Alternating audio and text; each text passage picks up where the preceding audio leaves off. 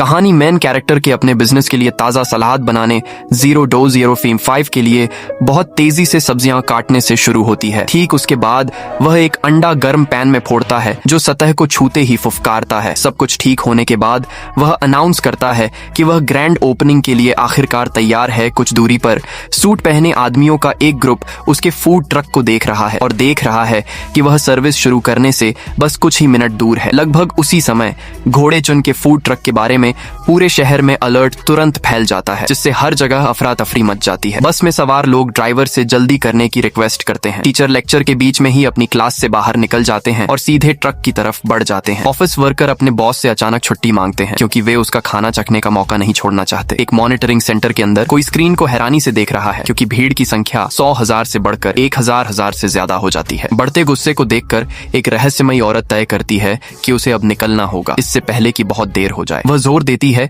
कि इस बार वह घोड़े चुन को हाथ से जाने नहीं देगी। जल्द ही अनगिनत लड़कियां दौड़ने, गाड़ी चलाने और फूड ट्रक तक पहुंचने के लिए जो कुछ भी करना पड़े वह करने लगती है। खासकर एक जवान औरत सड़कों से गुजरते हुए उम्मीद से भरी हुई दिख रही है। छोटा सा फूड ट्रक किसी तरह लगभग पूरे शहर का सेंटर बन गया है और वह वहां खड़ा है। कह रहा है कि इस बार उसे दुकान खोलने में देर नहीं हुई है। उसकी पहले की तैयारी इतनी अलग अलग और स्वादिष्ट डिशेज की लाइन में बदल जाती है कि रेड टूई का क्रिटिक भी चुप हो जाए। ये हैं घोड़े चुन, हमारी कहानी के हीरो और असली कुकिंग मास्टर। अपने फूड ट्रक से वो हर तरफ से अपनी ओर आ रही भारी भीड़ का स्वागत करते हैं। उनके खाने को देखकर और उसकी खुशबू पाकर भीड़ में जोश भर जाता है और जगह हल्की गुलाबी चमक से घिर जाती है। ऐसा लगता है कि कुक का चार्म न कि सिर्फ उनके डिशेज का स्वाद इस जोश का हिस्सा हो सकता है। लेकिन इस पूरे सीन से पहले एक फ्लैशबैक आता है जिसमें डॉक्टर एक अंधेरे कमरे में अकेले बैठे हैं, अपने फोन में खोए हुए हैं। उनकी स्क्रीन पर लोन और ओवरड्यू पेमेंट के मैसेज भरे पड़े हैं। हमें पता चलता है कि उन्होंने एक स्कैम में 300 मिलियन वॉन गंवा दिए, जिसमें चीजें खरीदने और शानदार रिव्यू लिखने पर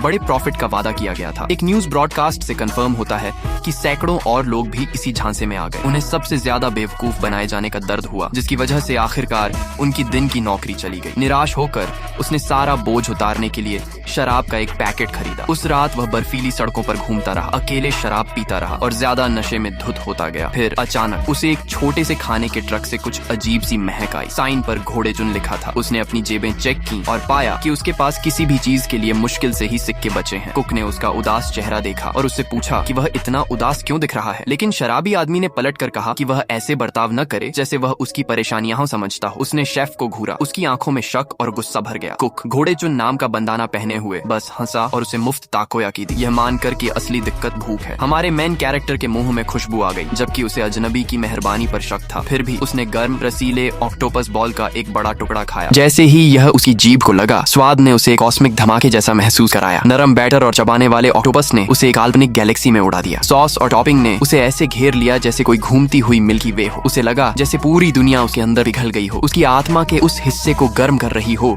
जिसे वह खो चुका था। ये सुकून इतना ज्यादा था कि उसके चेहरे पर आंसू आ गए। शेफ ने मजाकिया लहजे में पूछा कि वह क्या सोचता है। खुलकर रोते हुए उस आदमी ने कहा कि काश वह दूसरों को भी वैसा ही महसूस करा पाता जैसा वह उस समय महसूस कर रहा था। उसकी आंखों में आग महसूस करते हुए घोड़े चुन ने उससे पूछा कि वह किसका इंतजार कर रहा है। प्यार से मुस्कुराते हुए शेफ ने उसे फूड ट्रक पर बुलाया। 3 साल बीत गए और उस नौजवान ने अंकल घोड़े चुन की मेहरबानी का बदला चुकाने के लिए बहुत मेहनत की। वह ट्रक में अपने गुरु की एक फोटो रखता है। हमेशा ऐसा महसूस करता है कि उसके दिल का कर्ज कभी सच में चुकाया नहीं जा सका। बूढ़े शेफ की डांट आज भी उसकी याद में गूंजती है। एक लगातार गाइड। तो वह कसम खाता है कि घोड़े चुन नाम पूरे देश में मशहूर हो जाएगा। इस बीच एक लग्जरी डिस्ट्रिक्ट में एक हाई एंड रेस्टोरेंट में वेटर एक खास मेहमान की तैयारी कर रहे हैं। 2 कर्मचारी आपस में फुसफुसाते हैं, सोच रहे हैं कि क्या कोई सच में पूरा 3 स्टार रेस्टोरेंट किराए पर ले सकता है। वह मेहमान दुनिया के सबसे अमीर ग्रुप SH ग्रुप की इकलौती बेटी है। उसका नाम सी है और शेफ और वेटरों की एक फौज सिर्फ उसकी सेवा के लिए तैयार खड़ी है। उनके फोन पर तस्वीरें दिखाती हैं कि वह हेलीकॉप्टर से स्कूल जा रही है और दोपहर की छुट्टी के लिए प्राइवेट आइलैंड किराए पर ले रही है। स्टाफ उसकी शानदार जिंदगी से जलते हैं। फिर भी जब वह अपना खाना काटी है तो उसके चेहरे पर सिर्फ निराशा दिखती है। उसके हर कदम को उसके आसपास के लोग जज करते हैं और अपने रूटीन का खालीपन उस पर भारी पड़ता है। उसके सामने परोसे गए डिशेज में कोई सच्चाई नहीं है, सिर्फ लग्जरी है, सिर्फ ऐसा है। फिर कुछ ऐसा होता है जिसके बारे में सोचा भी नहीं जा सका। वह अचानक दुनिया के टॉप शेफ में से एक का बनाया खाना उगल देती है। अपना मुंह पोंछते हुए उसे एहसास होता है कि पैसा उसके अंदर की खाली जगह को नहीं भर सकता। वह अपना कांटा नीचे रख देती है। उसे लगता है कि वह एक कांच के डिब्बे में फंस गई है। वह अपनी आंखें बंद कर लेती है।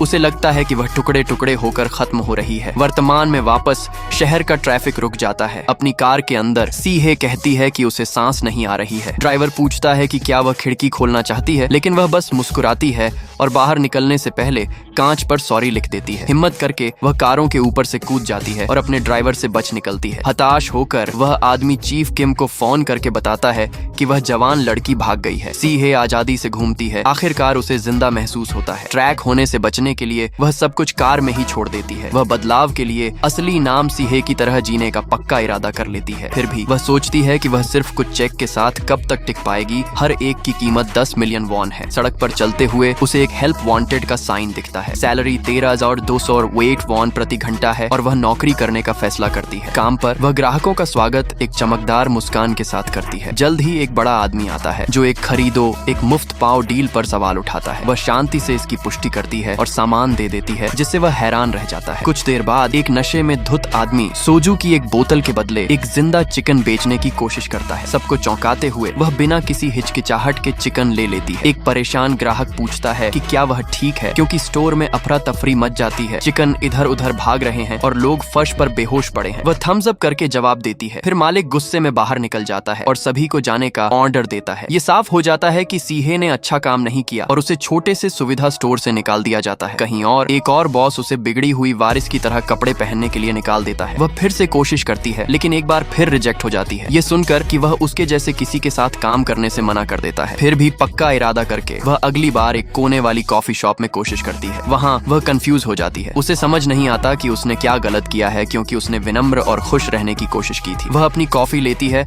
और बॉस को अपने चेक दिखाते हुए कीमत पूछती है। मौका भांपते हुए वह दावा करता है कि ड्रिंक की कीमत 60 मिलियन वॉन है। सीहे इतनी ज्यादा कीमत देखकर हैरान रह जाती है। वह जल्दी से माफी मांगती है और बाहर भाग जाती है, जबकि बरिस्ता कंफ्यूज होकर देखता रहता है। बॉस नोटिस करता है कि उसने चेक पीछे छोड़ दिए हैं और उसे बुलाने की कोशिश करता है। हारकर वह फुटपाथ पर गिर जाती है। यह देखकर हैरान रह जाती है कि आम लोगों के लिए जिंदगी कितनी मुश्किल है। रोते हुए वह खुद से मानती है कि पैसे और रुतबे के बिना वह कुछ भी नहीं महसूस करती। फिर उसके मुंह में पानी लाने वाली खुशबू आती है। यह हमारे हीरो के फूड ट्रक से आ रही है। इसकी खुशबू मछली के आकार की पेस्ट्री के सिजल करने से आ रही है। वह पूछता है कि उसे कितने चाहिए, लेकिन वह बस देखती रह जाती है, खुशबू में खोई हुई। जून हो को लगता है कि लड़की उसे इतनी तेजी से घूरकर थोड़ी अजीब लग रही है। आमतौर पर कॉन्फिडेंट रहने वाली सी हे की बोलती बंद हो जाती है। शर्मिंदा होकर वह बताती है कि उसने जितनी भी नौकरी की कोशिश की उसे निकाल दिया गया और पूछती है कि क्या वह क्रेडिट लेता है। वह उसकी रिक्वेस्ट मना कर देता है, जबकि उसके मालिक का भूत बुदबुदाता है कि उसके नाम पर 51 भी नहीं है। उसके चेहरे पर मुस्कान आ जाती है और वह एक बार फिर खुद को बेबस महसूस करती है। यह नजारा हीरो को उसके अपने अतीत की याद दिलाता है, जब वह भी उतना ही बेकार महसूस करता था। उस याद से इमोशनल होकर वह उसे फूड ट्रक में बुलाता है और उसे सरप्राइज देता है। वह उसे मछली के आकार की पेस्ट्री बनाकर शुरू करने के लिए कहता है। सीहे स्टेप्स समझने में गड़बड़ करती है और वह उससे जल्दी करने के लिए कहता है, यह कहते हुए कि उसे भूख लगी है। प्रोसेस के बारे में पक्का नहीं होने पर वह बैटर को मोल्ड में वैसे ही डालती है जैसा उसे लगता है कि सही है। फिर वह लाल बीन फीलिंग डालती है, सही मात्रा का अंदाजा लगाने की कोशिश करती है। मोल्ड बंद करने के बाद वह बेसब्री से इंतजार करती है, दुआ करती है कि वह सही काम करे, लेकिन उसकी पहली कोशिश पूरी तरह फेल हो जाती है। पेस्ट्री जली हुई, काली और बचाने लायक नहीं निकलती। वह माफी मांगती है। उसे इतनी आसान चीज में फेल होने पर मजाकिया लगता है। उसे हैरानी होती है जब वह खराब पेस्ट्री उठाता है और एक टुकड़ा खाता है। वह कहता है कि यह अभी भी खाने लायक है। फिर उसकी मेहनत के पैसे के तौर पर उसे एक सिक्का देता है। उसके बाद वह पूछता है कि क्या वह उसके साथ काम करना चाहती है, क्योंकि उसके पास कोई नौकरी नहीं है। वारिस इस अचानक आए ऑफर के बारे में सोचकर हिचकिचाती है। जब वह जल्दी जवाब नहीं देती तो वह कहता है कि उसे मानने की जरूरत नहीं है, लेकिन फिर सीहे सिक्के वाला उसका हाथ पकड़ लेती है और बड़े उत्साह से मान जाती है। वह उत्साह में उसे मिस डुकचुन कहती है। आखिरकार काम जैसा कुछ मिलने से बहुत खुश होती है। जब दिन खत्म होता है तो वह एक कस्टमर को धन्यवाद देते हुए मुस्कुराती है। उसकी मदद से जून हो फूड ट्रक का पूरा स्टॉक बेच देता है। फिर वह उत्सुकता से पूछती है कि क्या उसने मदद की। वह अजीब महसूस करता है। उसे समझ नहीं आता कि क्या जवाब दे। वह उसे जली हुई पेस्ट्री का डिब्बा दिखाता है जो उसने बनाई थी और कहता है कि यह बस एवरेज थी। सीहे राहत की सांस लेता है और वादा करता है कि वह कल बेहतर करेगी। उसे लगता है कि इससे कोई फर्क नहीं पड़ता कि वह उसे क्या कहती है, जब तक वह अपने चाचा का नाम पूरे देश में मशहूर कर सकता है। उसे ठंड लग रही है। यह देखकर वह उसे घर चलने के लिए अपनी जैकेट देता है। यह आसान सा इशारा उसे बहुत अच्छा लगता है और वह जैकेट अपने चेहरे से लगा लेती है। इस बीच अंकल जून हो का भूत बहुत खुश होता है। उसे हीरो पर गर्व होता है कि वह एक जेंटलमैन की तरह बर्ताव कर रहा है। ट्रक पर वापस आकर वह उसे लिफ्ट देने का ऑफर देता है। उनके बीच एक अजीब सी खामोशी छा जाती है। फिर सीहे मानती है कि उसे आखिरकार नौकरी मिल गई है, लेकिन सोने के लिए कोई जगह नहीं है। ये बात उसे और उस बूढ़े भूत दोनों को चौंका देती है। उसे सच पर यकीन नहीं होता। उसने कभी सोचा भी नहीं था कि सेलिब्रिटी जैसे कपड़े पहने कोई लड़की बेघर हो सकती है। वह उसे दिन की मजदूरी देता है और रहने के लिए जगह ढूंढने को कहता है। जब वह उसे पैसे देता है तो वह बहुत शर्मा जाती है। उसे देखकर उसे लगता है कि वह सच में जानती है कि किसी को परेशान कैसे करना है। बिना किसी साफ प्लान के वह बस थोड़ी देर के लिए ट्रक चलाता है। रात के खाने के लिए वह उसके लिए रेमन बनाता है। वह बताता है कि इस समय उनके पास सिर्फ रेमन ही है। एक छोटी सी बिल्ली को पकड़े हुए वह लड़की खुशी से झूम उठती है। उसे एक fancy sea food noodle dish याद आती है जो उसने बहुत पहले खाई थी। वह कहती है कि उसने सिर्फ एक बार रेमन खाया है और वह सोचता है कि वह इतनी गरीब थी कि वह सिर्फ एक बार ही खा पाई। असल में उसने कभी सिंपल खाना नहीं खाया क्योंकि उसकी डाइट बहुत सख्त थी। वह बिल्ली को गले लगाती है और कहती है कि यह मिस्टर जून हो जैसी दिखती है। वह समझाता है कि बिल्ली बस एक आवारा है जो कभी कभी आती है। वह कहती है कि उसे लगा था कि यह जगह उसके लिए पनाहगाह है, लेकिन वह बताता है कि यह उसका घर है, जिससे वह पूरी तरह से हैरान रह जाती है। जब रेमन तैयार हो जाता है